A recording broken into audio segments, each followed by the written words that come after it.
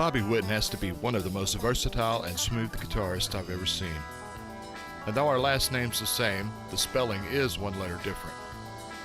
But I still call him Big Brother, much to the confusion of some folks.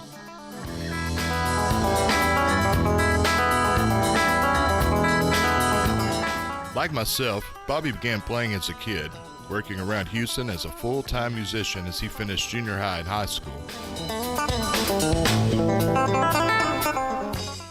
It was during this time that he became close friends with many Opry stars and musicians who would play an instrumental role in his career as one of the most in-demand guitarists in country music.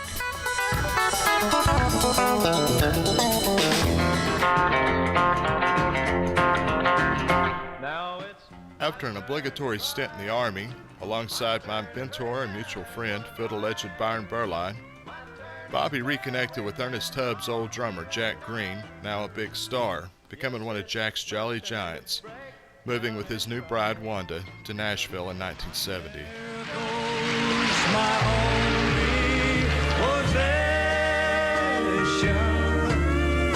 There goes my everything.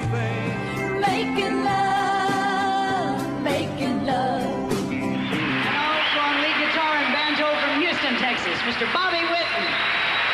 And that's my band, ladies and gentlemen, the Wild West Group. You're a foolhardy man.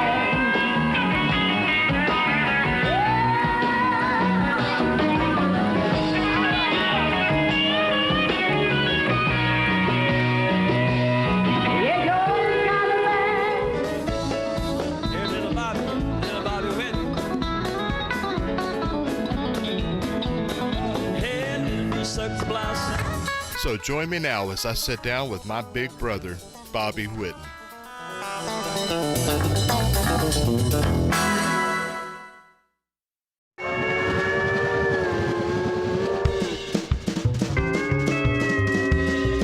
Granger, Texas, though only an hour from downtown Austin, is a world away from the hustle and bustle of the growing capital city. Granger, and more specifically Bubba Joe Cox's Cotton Country Club, has been a favorite haunt of mine since I first played there with Kevin Fowler nearly 20 years ago. It's become iconic amongst Texas dance halls, possessing none of the put-on or touristy feel some establishments have embraced. Bubba plays fiddle, guitar, and sings, fronting one of the most authentic Texas dance hall bands around called the Can't Hardly Play Boys. He also hosts a Sunday afternoon dance and jam that always fills the place to the rafters.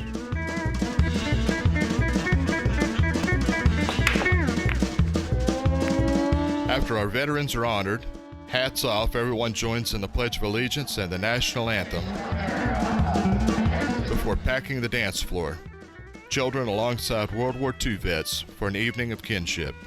Every week, Bobby and Wanda make the trip from their home in Leesville, Louisiana aboard their RV, usually playing their way across Texas, arriving at Granger for Sundays at the Cotton Country Club. Bobby recently sat down with me in the farmhouse at the Cotton Country Club, so let's see what kind of stories he has for us today. I was 9 years old when I got my first guitar. By the time I was 12, I was working at a club in Houston called the Esmar Ballroom with a guy by the name of Larry Butler. And I did that 6 nights a week. When I was out of school, in the summer, that's when I played 6 nights a week. And at the time, Willie Nelson was the Friday night guest star. When I'd go back to school, well, Willie would be the lead guitar player, and I was the Friday night guest star. So wow. That was actually my first big job. Gilley's Dance Hall elevated the Texas honky-tonk to iconic cult status when Bud and Sissy two-stepped their way across the silver screen in 1980 in the movie Urban Cowboy. Living around Houston for several years, I became well acquainted with the history of Gilley's. Although the original club closed in 1989 and burned down in 1990, and the land is now owned by the Pasadena Independent School District, Gilley's has become an institution, with clubs in Oklahoma, Dallas, and even Las Vegas, where Gilley's girls entertain the masses with bikini bull riding set to hip-hop. These clubs bear little resemblance to the original club, Mickey has no direct involvement, only licensing his name to the clubs. But the 6,000 capacity, 48,000 square foot complex, boasting an indoor arena, recording studio, radio station, and even its own beer, came from much more humble beginnings. Before its Guinness World Book status as the world's largest honky-tonk, Gilley's was known as Shelley's, a club built by World War II vet Sherwood Cryer. Sherwood is also credited with popularizing the mechanical bull, although it was first used for entertainment purposes at Bertrand Island Amusement Park in New Jersey in the 1930s. Sherwood owned, he put a metal building in and a concrete pad out on each side. The sides was raised up. He called it Shelley's. Shelley's, that's right. And I was in the first house band there, and I was about 16. Later on, that became Gilley's, and Sherwood Cryer that owned it, he became Gilley's manager. He just kept building onto that same building until it got as big as it was. Right. I used to set up jam sessions, and Sherwood would let me have the keys to the club and say, y'all, anytime anybody come to town, like the Grand Ole Opry people, he'd say, y'all welcome to jam all night long. Just lock the door when you leave. That's how I got to know a lot of people, including Jack Green. In the late 1950s, Elvis Presley reshaped world culture and created a phenomenon that continues to this day. After he began appearing on the Louisiana Hayride in the old Municipal Auditorium, he and the Blue Moon Boys, Scotty Moore and Bill Black, began crisscrossing the Southwest, touring Texas extensively. What made you decide to come to Texas? Well, to tell you the truth, I started out here in Texas. I think the first shows that I worked was down here, man, around Houston. Remember what all over locations you Texas. worked here in Texas? Well, I worked Houston. I worked Corpus Christi. Every little town here, Longview, man, you name it, I've been there. Really, I've been all over Texas. What do you think of Texas? I like it. I like it. It was during those early days that a 9-year-old Bobby met the Hillbilly Cat, as he was then known, and saw him perform shortly before Bobby himself began playing music. What year was it you told me about seeing Elvis? 1956, I believe. That was at a place called Magnolia Gardens, and outside of Houston on the east side. And it was a big place on the river, on the San Jacinto River. It was an outdoor pavilion thing, and Elvis kind of played there a couple of times, and I went to see him both times. We were talking about him having a loaner car. Yeah, he had a pink Cadillac, 56 pink Cadillac. And that's how I really remember the year. But anyway, he blew the engine in his Cadillac, and the only place he could find was a Ford dealership.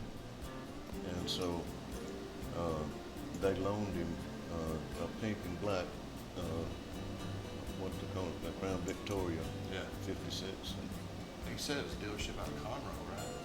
I think so. Jimmy Heap was a Texas dance hall phenomenon for many years. He was the first to have hits with both Release Me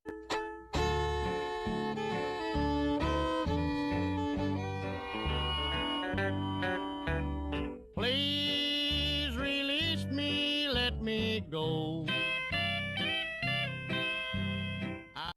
and The Wild Side of Life. No, God made honky-tonk angels. I might have known you'd never make a wife. In the 1960s, his show found new audiences with a series of live comedy recordings for the Sex Sexty label featuring fiddler Ken Idaho. Now, good people, it's time to turn the boys here in the band loose on some of the crazy acts, some of the crazy routines that they made famous on the Jimmy Heap Show. 1, 2, 3, 4. If you're going with me, boy, I am going to explain this thing to you. Well, yeah, okay. All right, well, look, let's just pretend we're going to have a little golf game. You know exactly what to do in the morning. All righty. All right. Okay, yeah. Now, we're going to get an early start about daylight. Oh, daylight? Certainly. No, man, ain't nobody gets up at daylight, man. That sun just comes up so musicians see how to stagger home. No. Look. We'll all get up at daylight. Okay. We'll all go down to the clubhouse. Okay. Then we'll all gather out in front of the clubhouse and Okay. we'll all tee off. What, tee off in front of the clubhouse, man? Well, certainly. Not me, man. I'm going behind a bush or a tree or something like that. I mean, man, I got my own cute little way of doing it. I don't like for nobody to watch. You Sadly, Heap was killed in a boating accident in 1977. We are currently researching a full episode on Jimmy Heap, so do watch for that in the future. What year did you start with Jimmy Heap? Let's see, 1968, I believe, because I had just gotten out of the Army, and I'd been out of the Army in about 3 months, and I had been working that breezeway on when I got out of the Army, I went back over there and talked to him, and he put me on in the band, and I was there about 3 months, and then Butch Keith got in touch with me and told me they needed a guitar player, and I got the gig. And, I was with him for 2 years, then Jack Green hired me to move to Nashville. Jack Green, the Jolly Giant as he was known, was hugely successful. With hits such as There Goes My Everything, There goes my only possession. There goes my everything. and Statue of a Fool. Somewhere there should be for all the world to see a statue of a fool. He and Bobby first met during Jack's tenure with Ernest Tubbs' Texas Troubadours. During the all-night jam sessions Bobby hosted as a kid at Shelley's. Sherwood would let me have the keys to the club and say, y'all, anytime anybody come to town, and, like Grand Ole Opry people, he'd say, y'all welcome to jam all night long, and he said, just lock the door when you leave. That's how I got to know a lot of people, including Jack Green. And he always told me back then, he said, when I get off these drums and start singing on my own, he said, I want you to be my guitar player. So when that happened, I was in the Army. He hired another guy out of Houston, and they didn't get along too good, so he said in the 70s to go ahead and hire me. So. Did you move straight to Nashville when he hired you? I worked with him for 8 years. That's what I said.